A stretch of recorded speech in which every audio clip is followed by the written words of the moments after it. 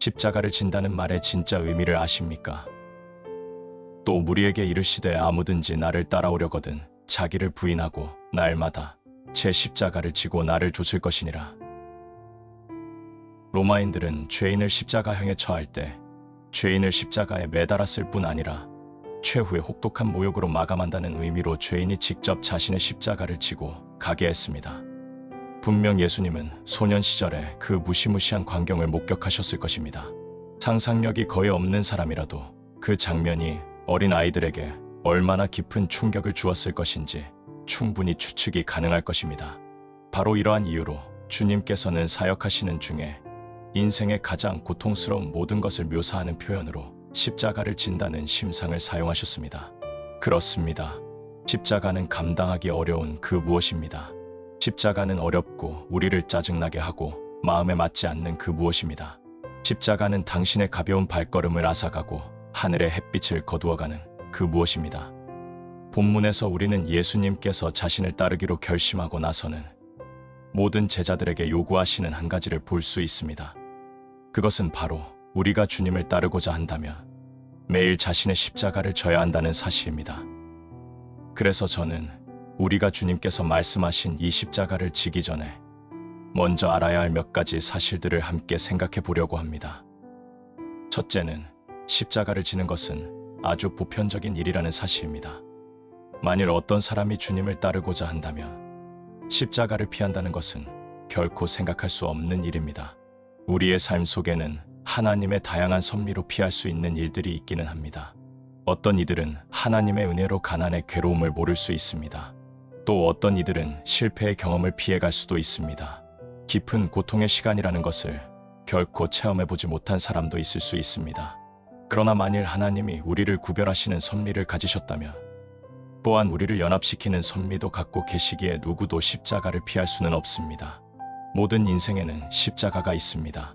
불행과 재난이 있습니다.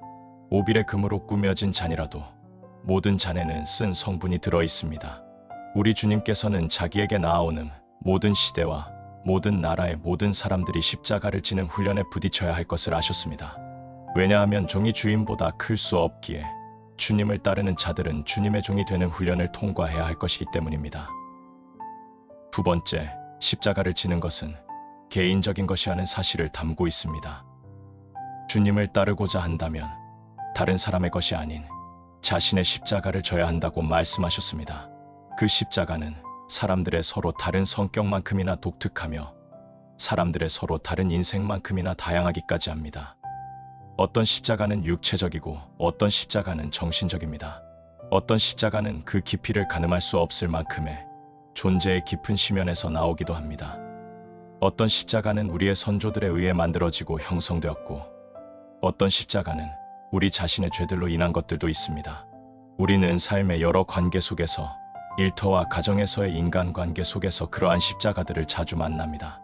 만일 십자가들이 조폐국에서 나온 동전과 같다면 우리는 단지 인간적 동정만을 구해야 할 것입니다. 우리가 모두가 당하는 고난과 고통이 비슷하다면 우리는 그것으로 만족할 수도 있을 것입니다. 그러나 각자의 십자가에는 그것이 어떻게 보일지라도 다른 사람들이 이해하지 못할 그 무엇이 담겨져 있는 것입니다. 그래서 우리는 모두 다 하나님의 도우심이 절대적으로 필요한 것입니다. 비록 아담의 모든 후손이 시험을 받아왔지만 그 누구에게도 그 시험은 개인적인 것입니다. 많은 십자가가 있지만 나의 십자가는 타인의 십자가가 아닌 나의 십자가일 뿐인 것입니다.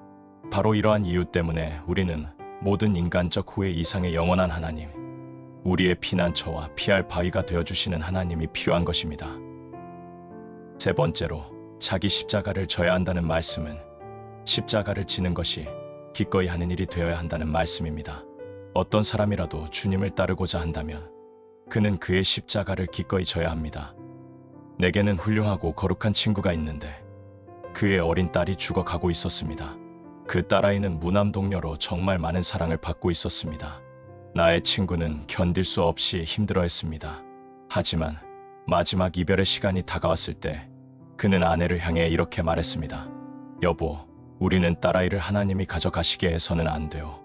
우리가 딸아이를 내주어야 하오.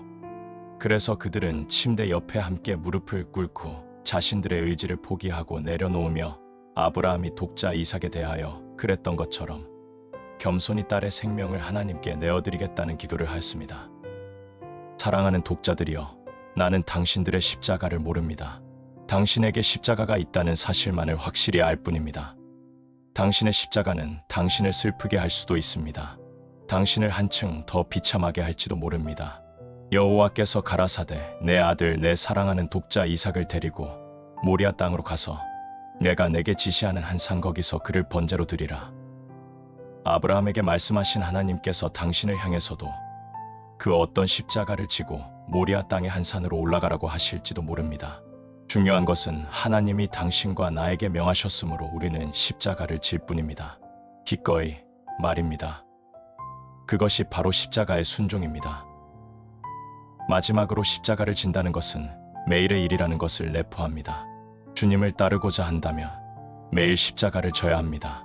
십자가를 지는 것은 어느 특별한 한날의 화려한 퍼레이드가 아닙니다. 우리는 한 주일 내내 흐린 아침이든 비 오는 한낮이든 관계없이 용감하게 십자가를 감당해야 합니다. 어떤 시련은 가끔 찾아오기도 합니다. 그러나 십자가는 매일의 일상입니다. 이것은 평범한 날의 행위입니다. 나의 이 말에 당신의 기운이 빠지고 기분은 내려갈 수도 있을 것입니다. 하지만 걱정 마십시오.